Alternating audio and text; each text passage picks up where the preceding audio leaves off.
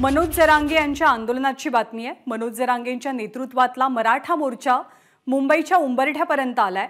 मनोज जरांगेंच्या आंदोलनाचा आजचा दिवस अत्यंत महत्त्वाचा आणि निर्णायक दिवस मानला जातोय, कारण जरांगेंनी आपलं आंदोलन मागे घ्यावं यासाठी जोरदार प्रयत्न सुरू आहेत। राज्य सरकारचं शिष्टमंडळ जरांगेंच्या भेटीसाठी पोहोचलंय।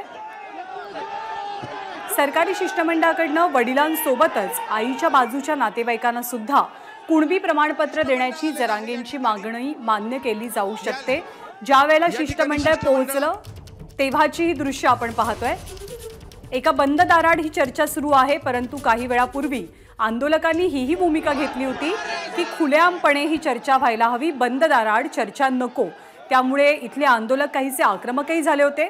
त्या सर्वांना सध्या शांत करण्यात आले आणि जर मनोज जरांगेंच्या सगळ्या मागण्या सरकारने मान्य केला तर त्यांची पुढची भूमिका काय असेल याकडे लक्ष लागले। शिष्टमंडळ आलेलं आहे या ठिकाणी।